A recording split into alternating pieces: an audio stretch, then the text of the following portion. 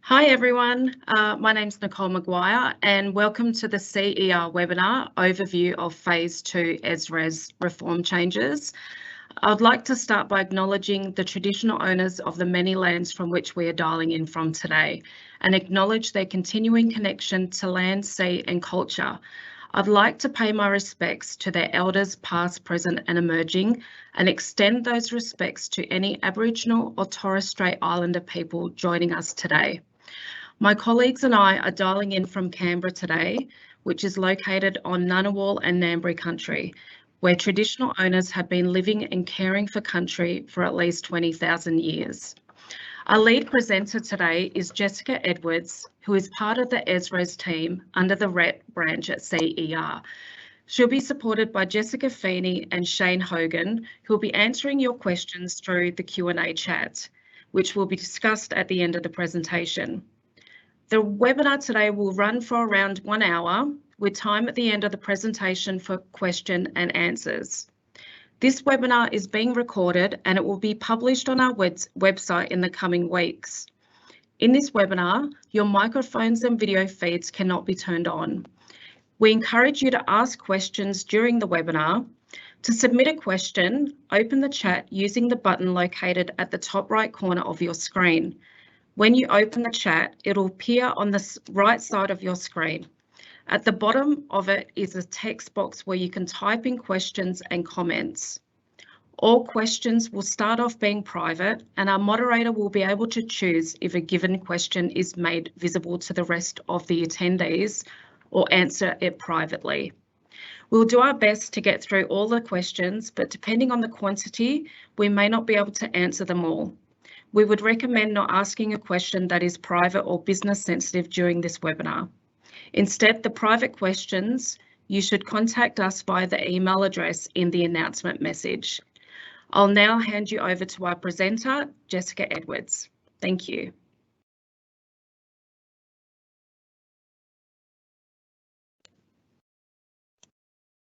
Thank you, Nicole. Good morning, everyone. My name is Jessica Edwards. I'm the manager of the ESRES reform section here at the Clean Energy Regulator. And of course, we've got my colleagues joining us today, Jess Feeney and Shane Hogan.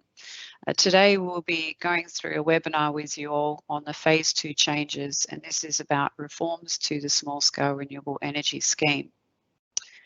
To give you a little bit of an overview, today we'll be going through specifically what the Phase 2 changes are, and a little bit of information around the Solar Designer and Installer Accreditation Scheme, a product listing of solar panels and inverters, and then we'll go through a summary of the Phase 2 changes and we'll move into our question and answer session.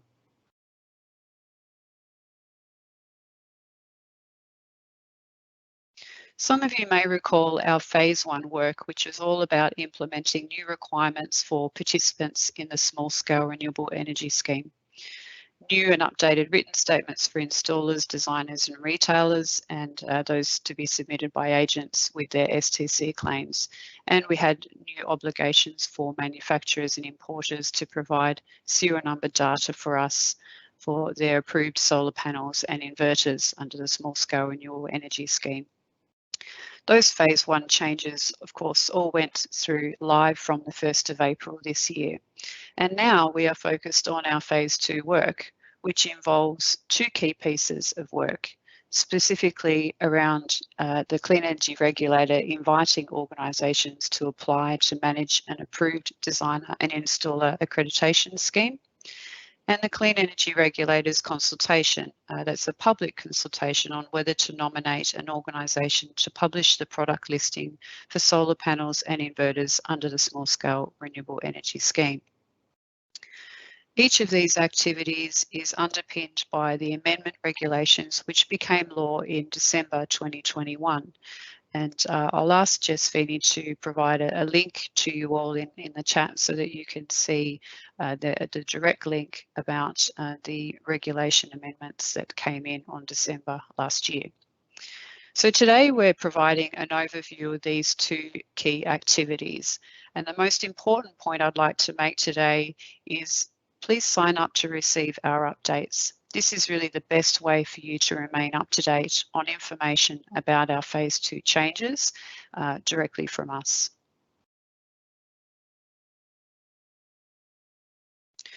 So the reason we are going out to select an approved accreditation scheme or schemes is due to the amendment regulations, which, as I mentioned, became law back in December 2021. The regulations actually specify the dates that we need to open around to approve one or more schemes. We won't be providing specific dates today on when we will open the application round. Instead, we'll be communicating that publicly about what those dates are in the future, which is why it's really crucial for everyone to sign up to our updates to make sure that you remain up to date on the information as it comes out. So the Clean Energy Regulator must open an application round no earlier than the 1st of July this year and no later than the 31st of March 2023. This is all called out in the regulations. An application round will be for a 3-month period. Clean Energy Regulator will develop the framework and rules for the approved schemes, and one or more schemes may be approved to provide services to the CER. The successful applicants will operate accredited schemes according to the Clean Energy Regulator's framework or rules and enter into a contract with us. The Clean Energy Council remains the current accreditor of solar installers and designers under the Small Scale Renewable Energy Scheme until any decision is made. Part of this work also involves the Clean Energy Regulator setting the framework or rules, and this is really important to do before we open the application round. So I'll speak further a little bit more about that. The Clean Energy Regulator is keen to engage with lots of people, including state and territory electrical safety regulators, as they have responsibility for electrical safety law in each of their respective jurisdictions. Thankfully, we have regular engagement with each of these regulators, so it's especially helpful for us to understand further detail on the interconnections between their role and responsibilities and the solar accreditation framework that we will be setting for the Small Scale Renewable Energy Scheme.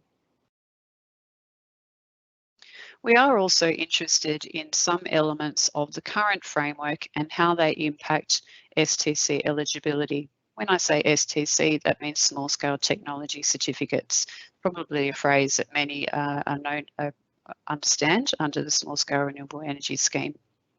So specifically, we're talking about some of these elements and how they might be additional to the Australian standards.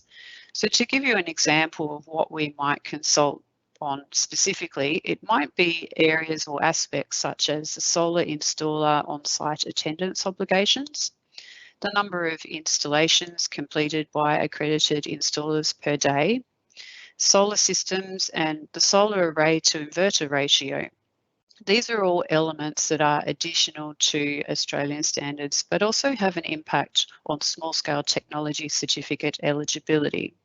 So if you are a solar industry organisation, peak body, an installer, a designer, or another supply chain representative with an interest in solar designer installer accreditation, please look out for our notices to have your say and engage with us on these aspects as we craft the framework and rules. We do have a consultation hub on our website, and this is likely the spot that will communicate about some formal consultations.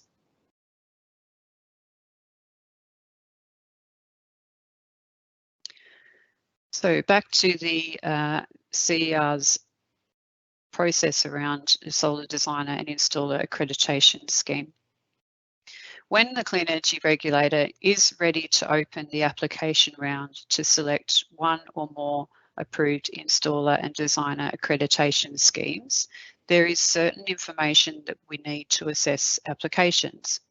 This slide here is a summary of the information that applicants should expect to include in their applications.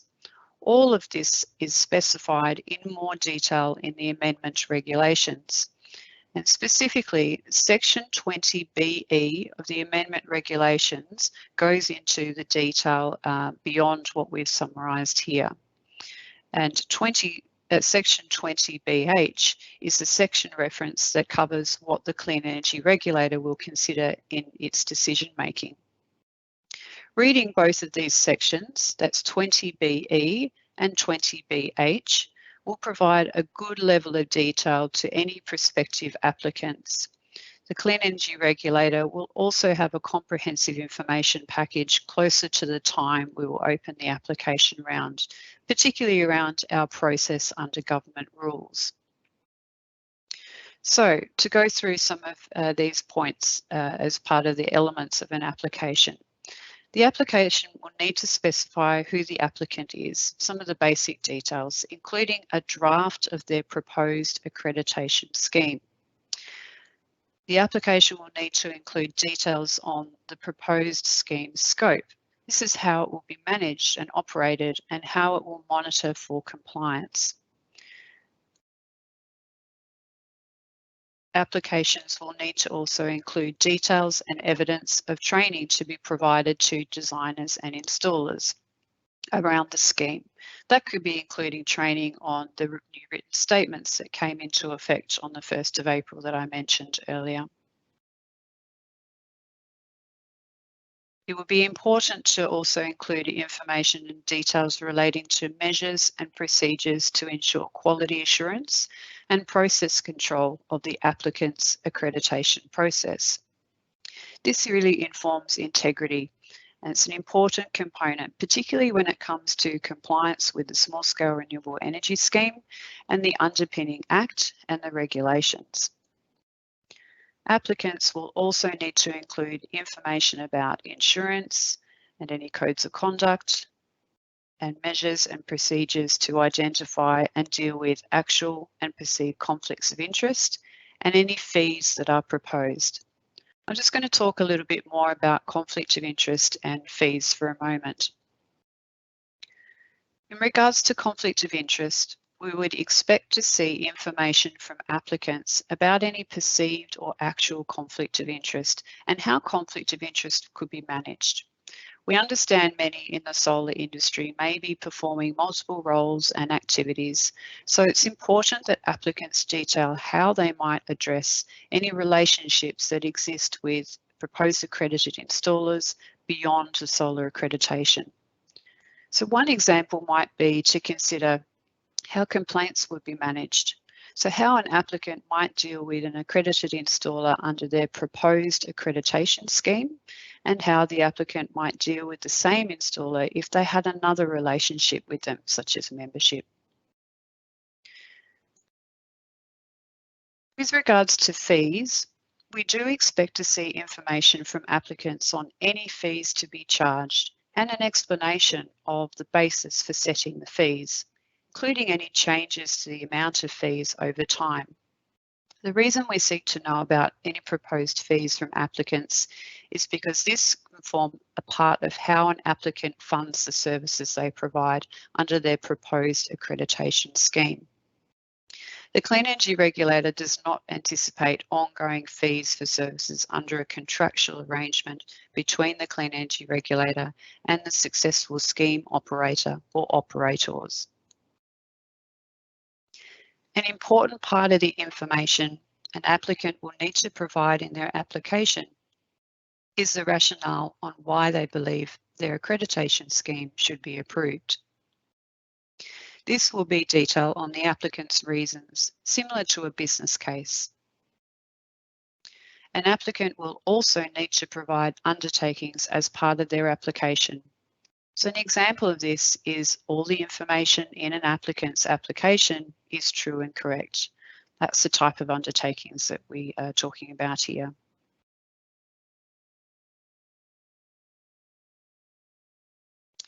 So now we're just going to talk a bit about product listing and the solar panels and inverters product listing specifically. Now, we will be seeking input publicly on whether the Clean Energy Regulator should nominate an organisation to publish product lists for approved solar panels and inverters eligible under the Small Scale Renewable Energy Scheme. And as per the amendment regulations, we must do this by the 1st of January 2023. This means that you can expect us to conduct our consultation before the end of this calendar year in 2022. After we consult with industry, we will determine whether it is appropriate for us to go to market to nominate an organisation to publish product listing for solar panels and inverters. If and until any decision is made by the Clean Energy Regulator, the Clean Energy Council continues to approve and publish solar panel and inverter products as they do now. This slide is a flow diagram of the pathways available post our consultation process. We put this together just to articulate the consultation that is really the big piece of work that we need to conduct first, and the alternative sort of pathways post a Clean Energy Regulator decision. So as mentioned, we will conduct our consultation this year and before the 1st of January 2023. This is a regulation specified date. We would look at all the information collected from the consultation process to inform the Clean Energy Regulator's decision on whether to formally approach the market. If we decide not to conduct a market process, the Clean Energy Council continues to publish lists of approved solar panels and inverters under the Small Scale Renewable Energy Scheme. If we decide to progress an approach to market, we will progress that process, which will provide for a Clean Energy Regulator nomination to publish lists of approved solar panels and inverters.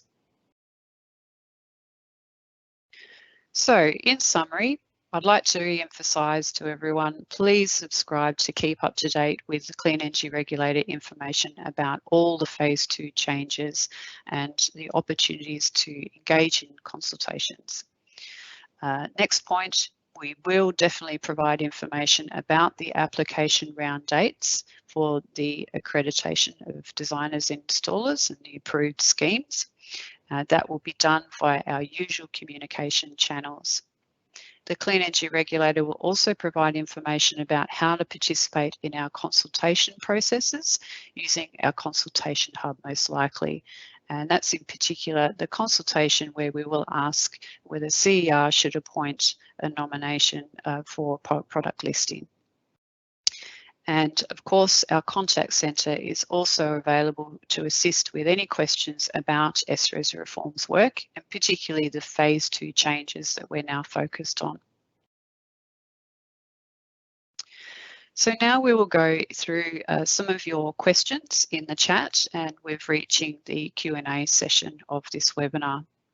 As we mentioned earlier, we're going to get through as much as we can, and if we run out of time, we may publish a document with all the questions and make that available, as we have done previously in our Phase 1 work for all of the webinars that we held back in February this year.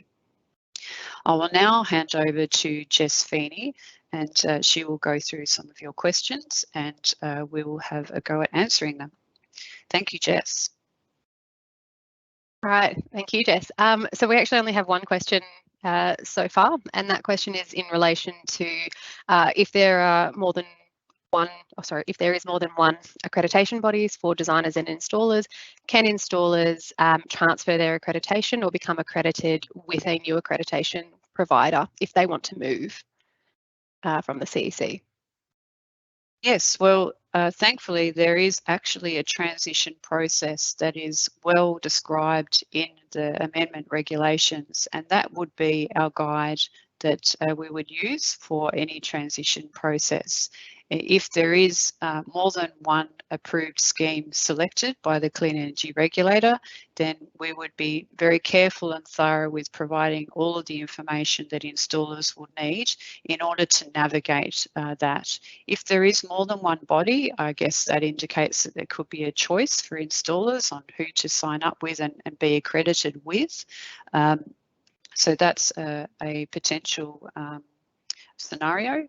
However, I guess the main point that I can say is that there are some very good transition descriptions and information in the regs, and we would use that as our guide and ensure a thorough package of information so that everyone is clear on what to do and when to do it by.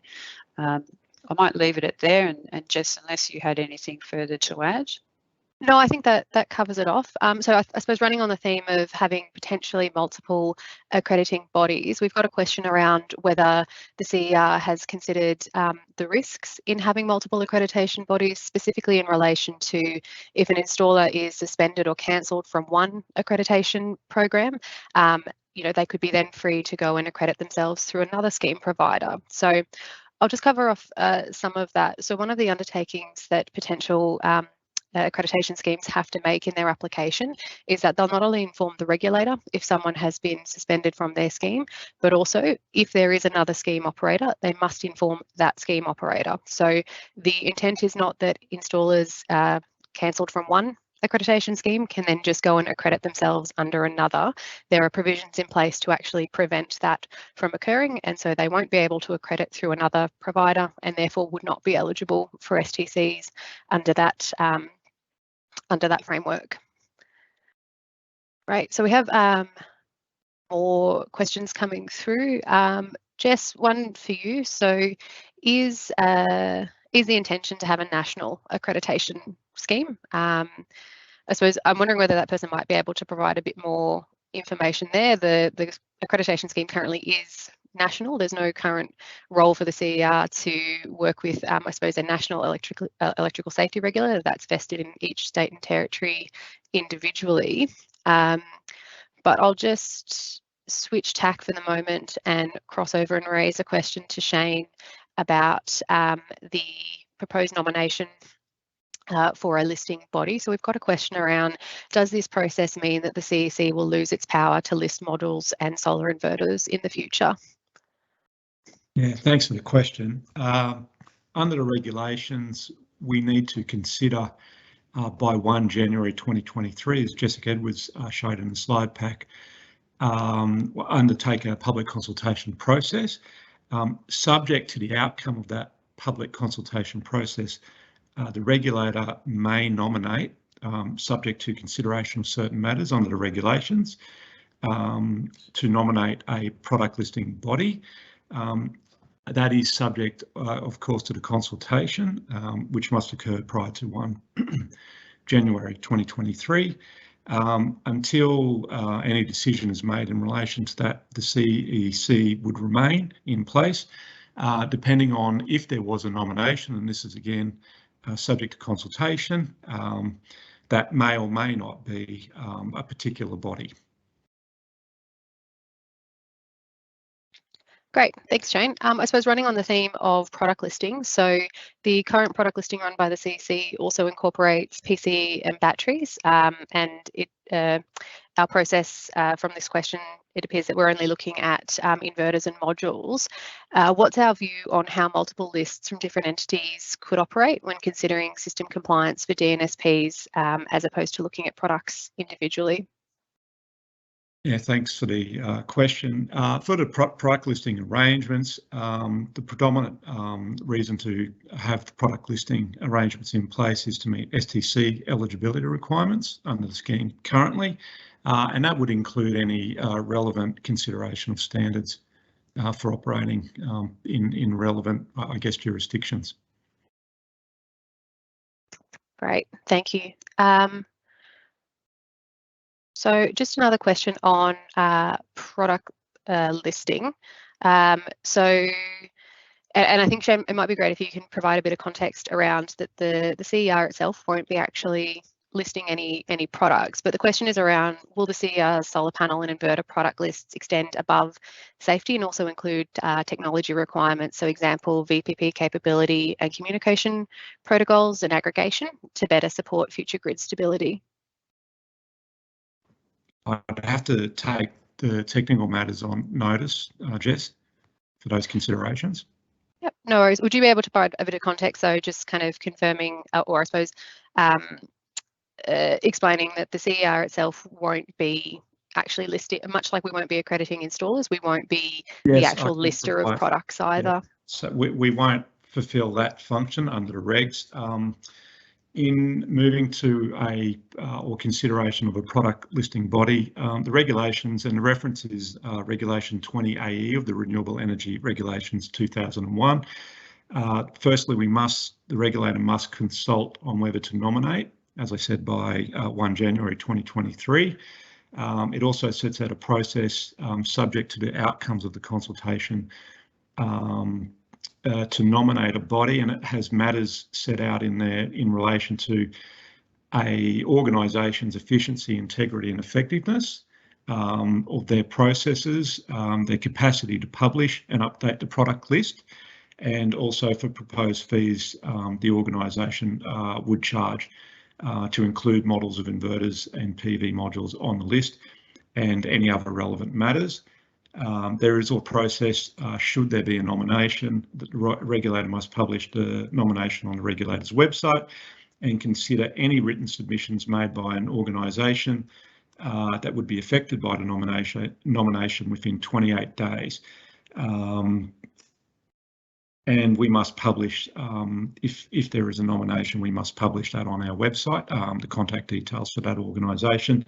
As I mentioned, if there is no nomination made, the CEC is the publisher of the approved inverters and modules, and that's the administrative arrangements for this phase 2 change.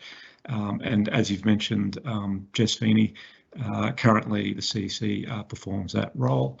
And we would not have a direct role in running that list.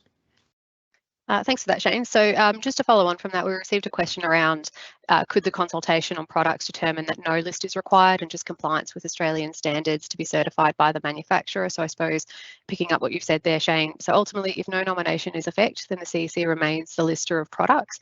The product lists are for STC eligibility in the Small Scale Renewable Energy Scheme, and that's why they are set out in the regulations. So a list will be in existence, whether it be through a nomination or whether it be the CEC if no nomination is in effect. So I've got, I suppose, a question for you, Jess, and it speaks more broadly, I suppose, to how the regulator engages more broadly on these items with various state programs and state and territory regulators. And the question is around, have we spoken to other governments like Solar Victoria about how these changes will impact their requirements? Thank you, Jess.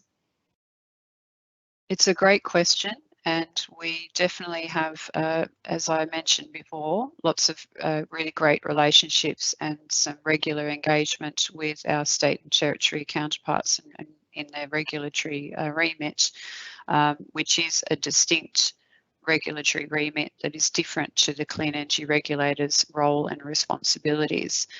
However, there are intersections, that's very obvious. We run a scheme that points to some of the elements, but we don't necessarily have the responsibility for electrical safety, for example. That is definitely a state and territory one responsibility and remit.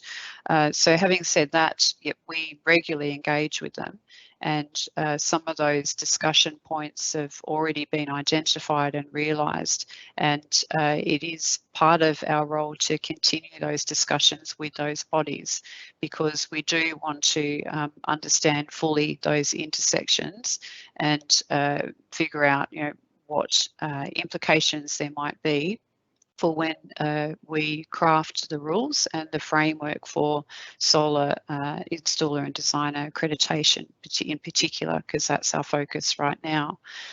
So yes, some of those states and territories we've had discussions with on some of these points. We've definitely been able to identify some of these and the potential impacts they have, and what options are actually available, and what ones might be a recommended pathway forward, so that we keep to the intent of this whole process of rolling out and implementing reforms to the SRES, which is about strengthening integrity. we have that in the front of our minds as we continue these sorts of discussions about the intersections and identifying different components that have certain implications. So it's really with that driven approach to see where integrity might need to be strengthened as we continue to engage. And with the examples that I mentioned before in the presentation, there could be other topics that pop up, which is why it's really, we're reiterating to everyone to please sign up to receive our updates, because that's your opportunity to engage with us. We'll obviously have some targeted engagement where it's appropriate and where we need to if we're not getting the information that we're expecting through other sort of formal processes. But yes, that engagement is very important to us because we want a strong framework that works well and that strengthens integrity as part of the whole intentions of implementing reforms. Thanks, Jess, back to you. All right, thank you. I suppose following on that theme about kind of engaging with state and territory regulators and state and territory rebate programs to understand their requirements and for them to understand our requirements, we've got a question around rec agents. So obviously they play a very important part in the scheme, and the question relates to how does the CER plan on rec agents keeping up to speed with all the matters when multiple participants could be kind of providing different accreditation information, or if you're able to provide some insight on that, Jess. Sure. I think, as I mentioned before, with any package of work and any transition for anyone, not just installers, they're the obvious cohort that will be potentially experiencing change the most amount. It's important to also engage and communicate and educate our other scheme participants. That's really important to us as well. We've had a lot of great experience at engaging with scheme participants, particularly agents and other parts of the broader solar supply chain through our phase 1 work. And we conducted a range of novel ways to communicate to make sure that people were aware of the changes and ultimately how to comply and do their best in the transition and getting used to the new obligations where it applies to them. So we're well versed from our phase 1 work on how to do that, and that means that we'll continue that approach in making sure that everyone is across what the changes mean for them and what they need to do, including sort of specific scenarios that mentioned from the questioner. So I won't go into the details of that because it's probably, it's preemptive to talk specifically about that. It's a bit of a way down the track. We need to set the framework and the rules first. We need to open an application round. We haven't specified when that is yet, but that will happen in due course within the legislated dates that we mentioned, up to 31st of March next year. So be assured, I guess, that we're experienced in assuring people to give them information about what they need to do and when, and we'll continue to do that at the appropriate time. Brilliant. Thanks, Jess, for that answer. So a couple of questions coming through about whether if you're currently accredited by the CEC, whether you also need to accredit yourself with the CER. So I suppose just to reiterate that the CER itself will not be accrediting designers and installers, and nor will be actually listing the products ourselves. So we will approve an accreditation scheme to accredit designers and installers, and we will, if based on public consultation, if it bears out that way, we will nominate a body to list those products. So neither installers or designers or manufacturers or suppliers will actually accredit through the CER itself. So I just wanted to provide that point of clarity. Jess, we've got a question around, I suppose, some eligibility criteria for potential designers and installers, and the question is, will the CER allow the reintroduction of a design and supervise accreditation type for a new accreditation provider? Thanks, Jess. That's a good question. It's a detailed one. There are a number of elements that we're working through in terms of the intersection of some of the base parts of the accreditation scheme and some of the additional sort of elements in that. So it would be preemptive to speak to an answer to that particular aspect, because we're still working through it. But I guess for the questioner and for others in industry, please know that we are looking at all of the elements of a framework and rules for accreditation, and that as we work through those and as we consult, engage with us on any concerns that you might have on a particular aspect of the current framework or any future framework, because that also continues to inform the rules that we set. And that's probably all we have to say at this stage on that. Great, thanks for that, Jess. So I'm going to ask one of the questions that we've got through that takes us a bit broader, and then I'm going to bring it back and talk a bit more about the product listing, because we've got a few more questions around that. So the broader question we've got is, what happens when STCs cease to exist? So 2030 comes to pass and there's no more STC eligibility. What happens to both of these elements? Another really good question. Thanks, Jess, and thanks to the questioner. It's certainly on our radar that there is an end date for the Small Scale Renewable Energy Scheme of 2030. And it's certainly a question that we've been working through ourselves, and we've also been raising and discussing this particular fact with our state and territory counterparts.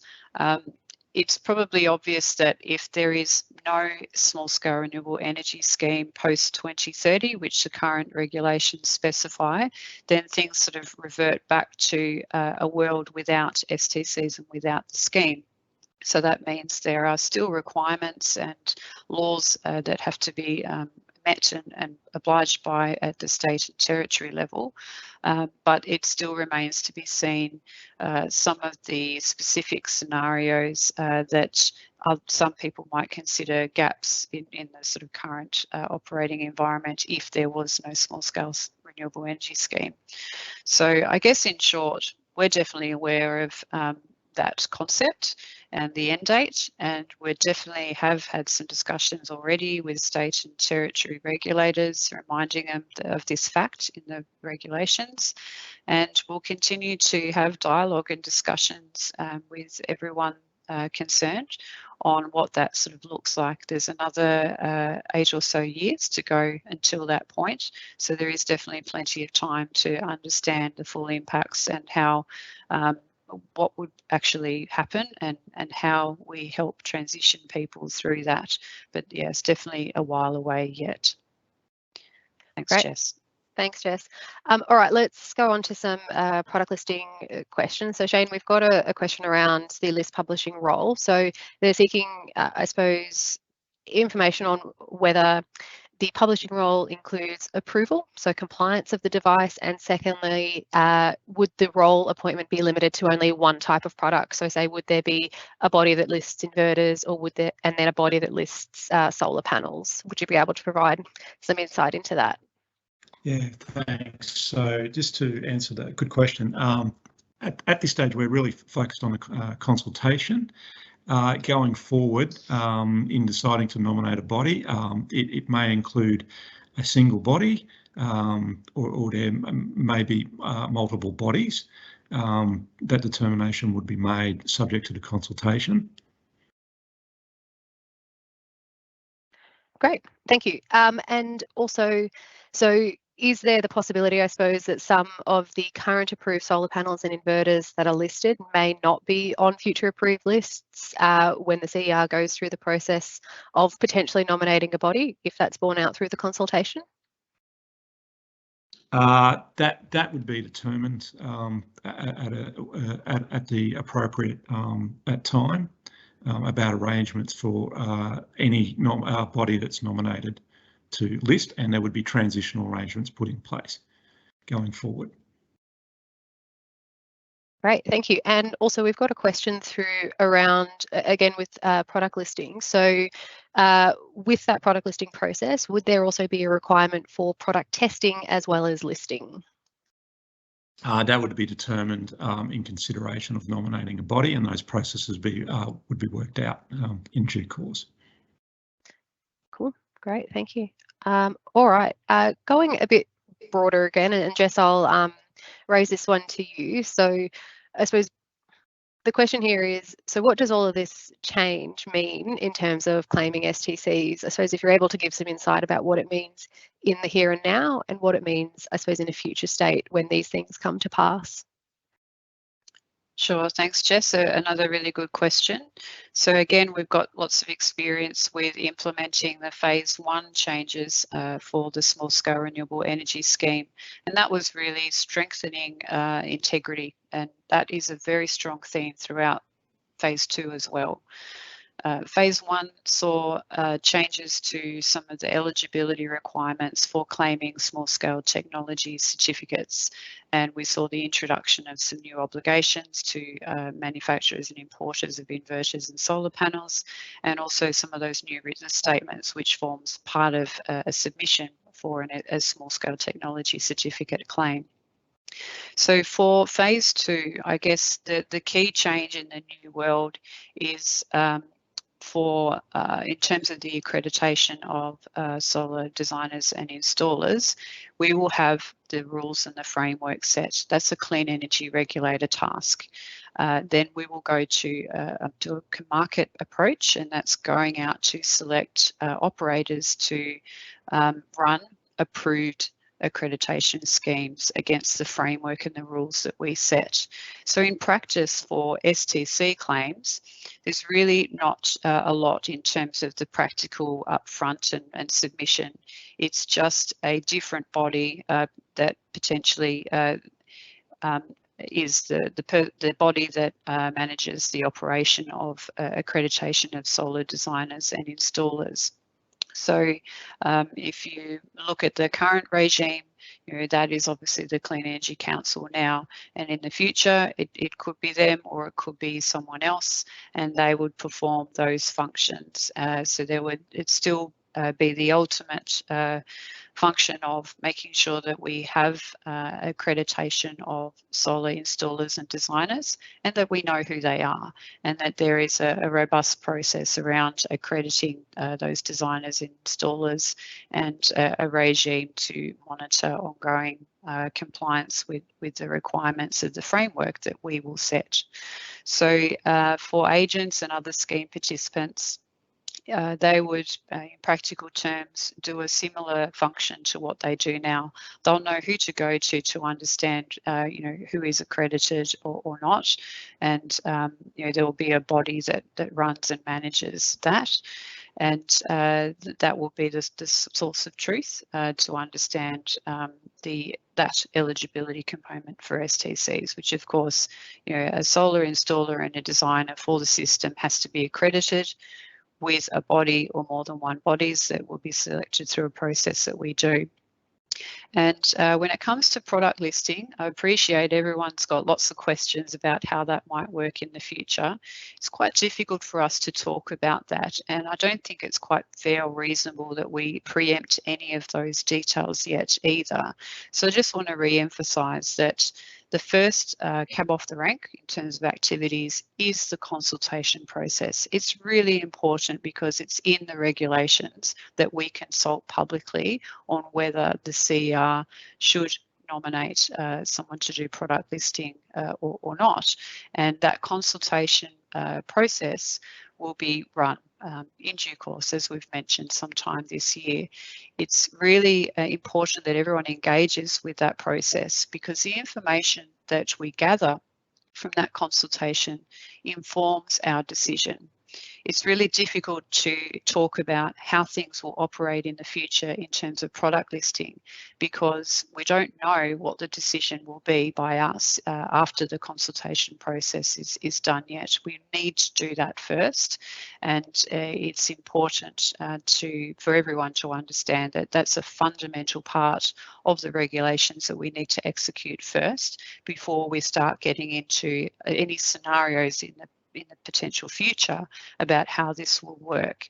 So yeah, I guess apologies, we can't go into that, but it wouldn't be fair for us to preempt any of those details until we run that consultation process. So we're really keen to hear from everyone on that key question when we go out to consult publicly on it. So we're really looking forward to all of that engagement from you and your input on that particular question, because it will be key to how we move forward and which pathway is selected and the CER decision that has to be made. Great, thanks for that, Jess. So I've got 2 questions that I'm going to try and combine. So one of the questions is around how does having multiple scheme operators improve the integrity of the SHRES? And Jess, I'm hoping you'd be able to maybe give some insight into the integrity review and how that was borne out through that process and subsequently the regulations. And then I suppose tied into that is a question around why isn't the CER taking these obligations on of accrediting installers and designers or listing products as part of our regulatory role? So I'll attempt to answer the second part first, which is really about the construction of the Act and the regulations.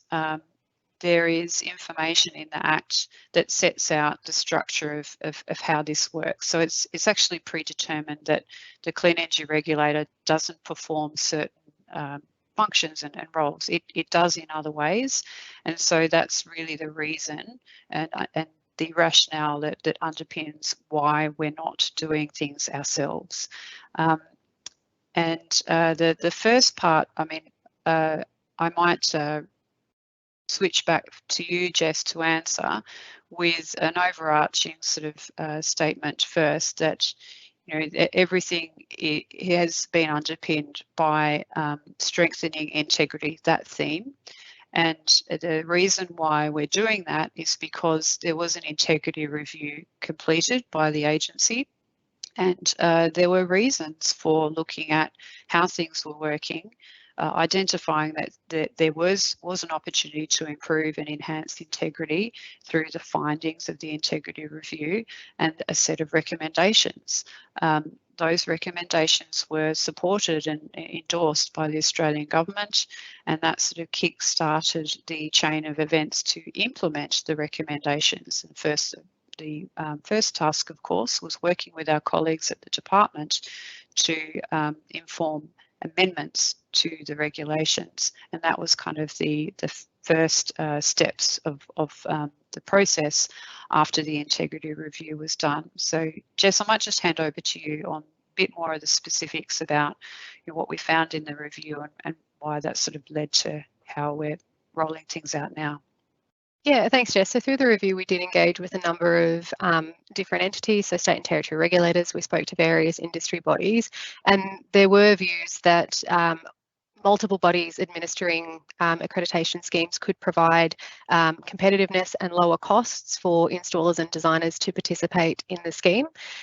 Integrity through the scheme did come up through that consultation, and essentially it was seen that by effectively having the CER set the rules and framework for an accreditation scheme or schemes, that we would be able to maintain the integrity of the scheme through us setting the framework. So the intent of the recommendations was that, yes, whilst there could be one or more bodies, noting that it's not guaranteed that there are going to be multiple scheme operators, the option is there.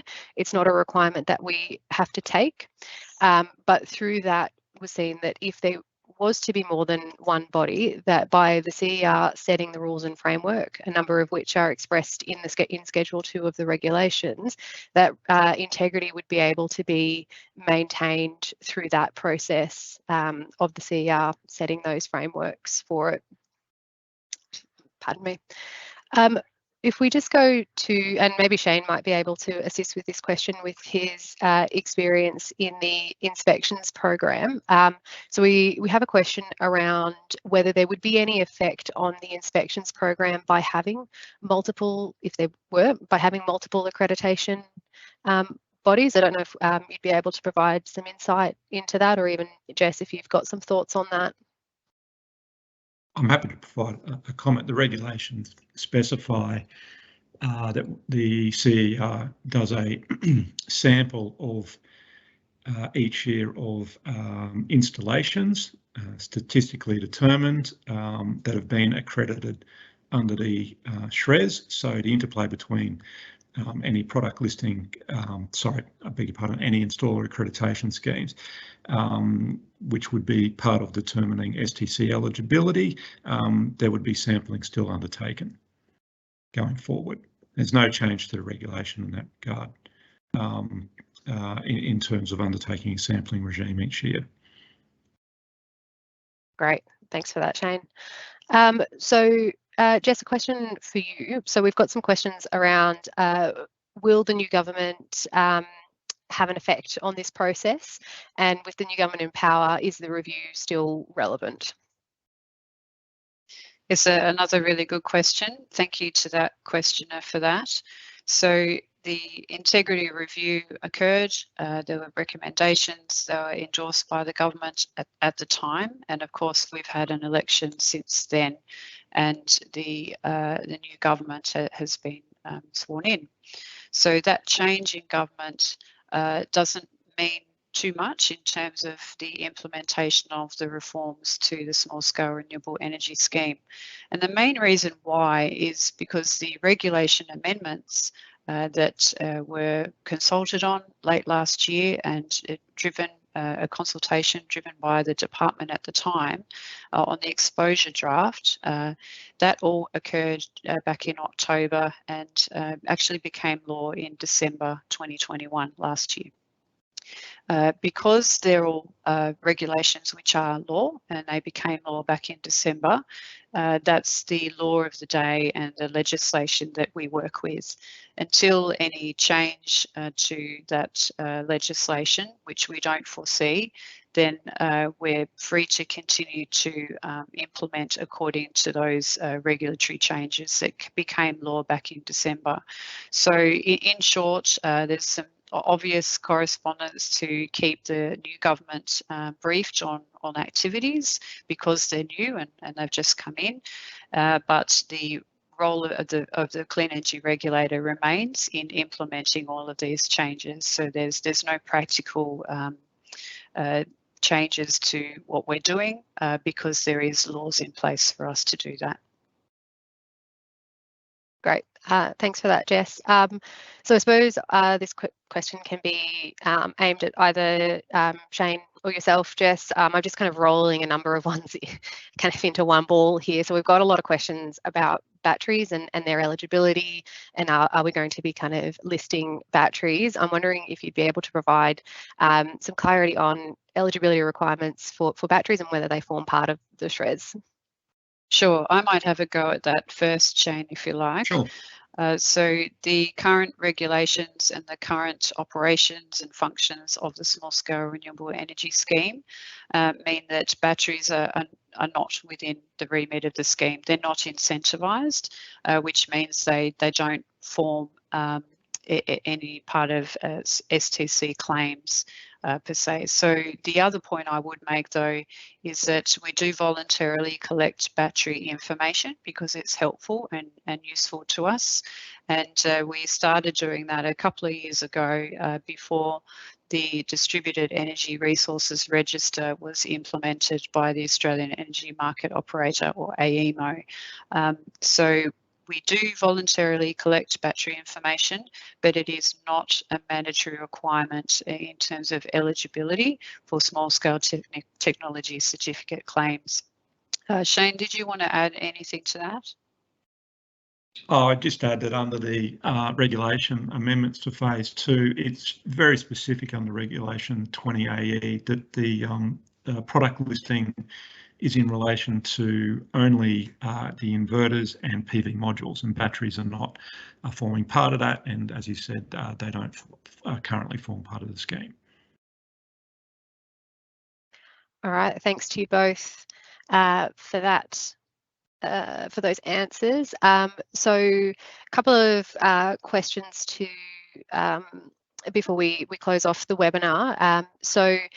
Jess, I was hoping you would just be able to reiterate the high-level dates for the implementation of phase 2. I suppose just reiterating a couple of the dates that were in the slides that you had up. That would be great. Yes, no problem, Jess. So the two components of work, just to summarise again, is the selection of operators to run approved accreditation schemes. That's solar designer and installer accreditation schemes. We do need to go out to do an application round between the dates of 1st of July 2022 this year and the 31st of March 2023. That's next year. So we'll do that because they are the legislative dates. We won't be giving you any specific dates on when we will go to market today, but please sign up to make sure you receive information as we communicate and get closer to advising the public of when we'll be doing that process.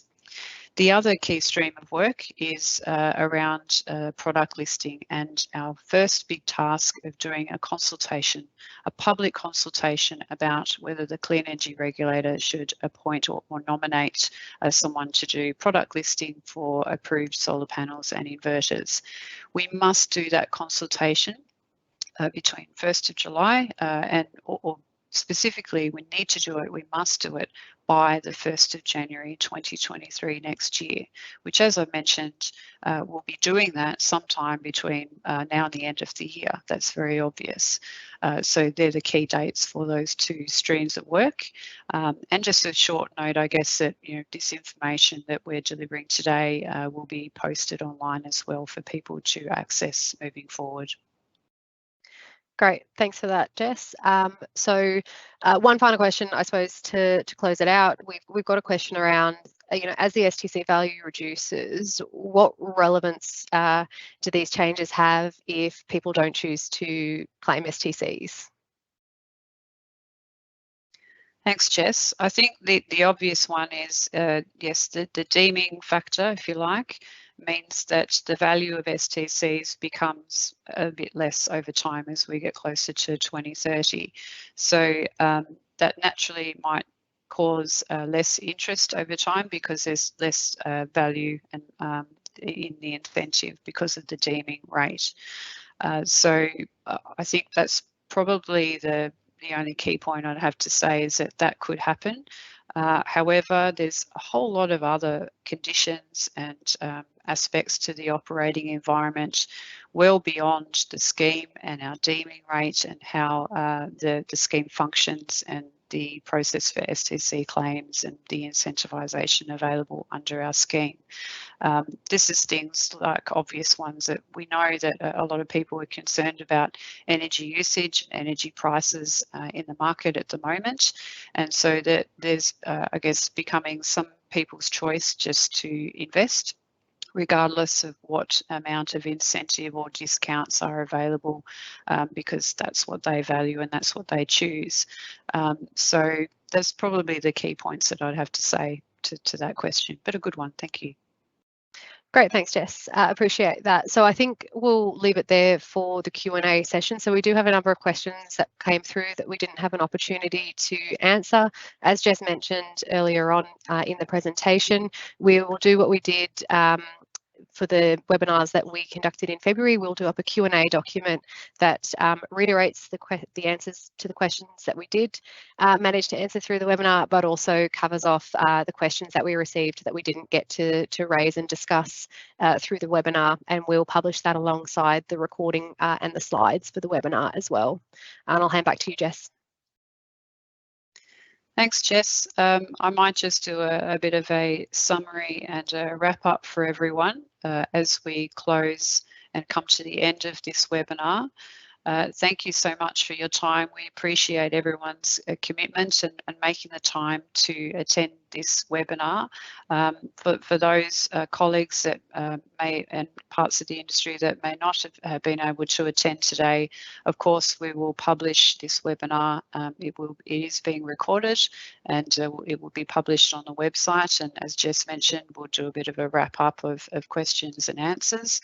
And this is not the only information session that we're likely to deliver, so don't be concerned that this is the only piece of work that we're doing.